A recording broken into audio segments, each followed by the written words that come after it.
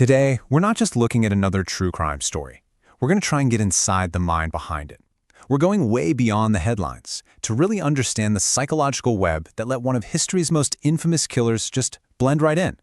We're going to peel back that mask, piece by piece, and see how a monster can end up looking just like you or me. Think about it for a second. It's such a simple question, right? But it gets to the absolute core of this whole story. We all make snap judgments based on what we see. We trust a friendly face, a confident smile, and that basic human instinct, well, that's exactly what Ted Bundy became a master at exploiting. I mean, on the surface, Ted Bundy looked like the total package. He was smart enough to get into law school, charming enough to work on a governor's campaign, and so confident that he just put everyone around him at ease. He didn't just seem normal. He honestly seemed better than normal, and that was his greatest weapon. But behind that perfect, charismatic mask, there was this huge, gaping void. A complete and total absence of empathy, of guilt, of any real human connection. And that's the paradox, right? That's what we're going to try and unravel here. So how in the world did he do it? How did he pull it off for so long? Well, it all comes down to what experts call the mask of normalcy. This incredibly detailed, carefully built persona that was designed for one thing, to hide a terrifying reality. And this chart, wow, it just lays it all out, doesn't it? It perfectly shows the two completely separate lives Bundy was living. On one side, you've got the public guy, the promising law student, the guy who's active in politics. And on the other, the dark inner truth, a person driven by these horrible compulsions, who was totally incapable of feeling what the rest of us feel. He wasn't just hiding what he did, he was hiding who he was. And this quote just nails it. This was his whole strategy. Bundy knew that if you can sell a believable enough personality, people will start to doubt their own gut feelings. They'll trust the character you've built for them over the weird little red flags in front of their own eyes. For him, charm was the ultimate weapon. So, how did a mind like that even work? To really get it, we need to break down the specific psychological wiring that was at play here. There are a few key ingredients to his predatory mindset. Okay, first up is psychopathy. This is the bedrock of it all. And it's not about being crazy, like in the movies. It's about a fundamental biological inability to connect with or care about how anyone else feels. And here's how that actually looked in Bundy. He was an expert mimic. It's like he spent his whole life studying people. He knew what emotions you were supposed to show in any given situation: sympathy, kindness, concern. And then he would just perform them perfectly. He could act normal without ever being normal. All right, the second piece of this twisted puzzle was narcissism. And we're talking about more than just being vain here. This is a deep, all-consuming belief that you are superior to everyone else, that the rules that apply to normal people just don't apply to you. Bundy's narcissism was on full display, especially near the end. I mean, think about it. Why on earth would a man on trial for his life decide to act as his own lawyer? Because in his mind, he was genuinely convinced he was smarter than every single lawyer in that room.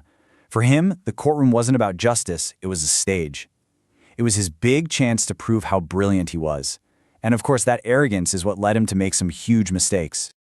So you might be asking, how does a person even live with themselves while leading two completely contradictory lives? The answer is this powerful mental trick called compartmentalization. Imagine building thick walls inside your brain. Behind one wall is the charming, ambitious law student, and behind another is the violent predator. These walls allow the normal Ted Bundy to go about his day completely sealed off from the horror of his other life.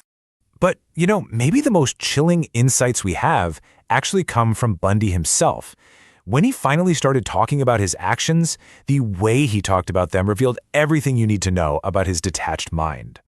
In these famous interviews, Bundy almost never, ever said, "I did this."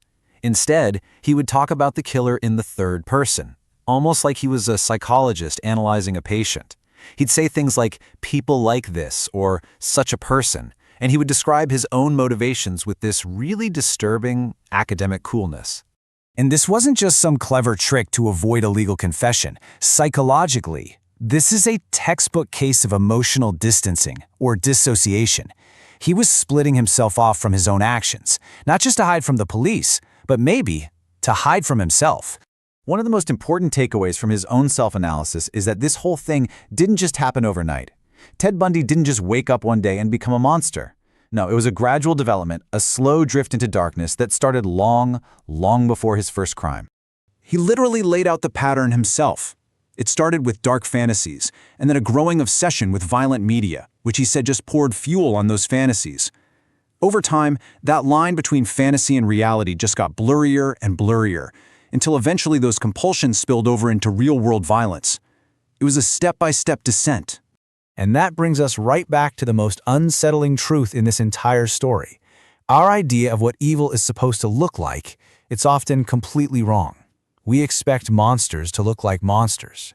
But what Bundy proved is that the most dangerous people are often the ones who blend in perfectly. They use our own sense of what's normal against us. They look familiar, they seem safe, and that's exactly what makes them so terrifyingly effective.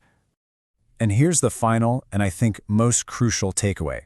We have to understand that a charismatic personality is not the same thing as a good one.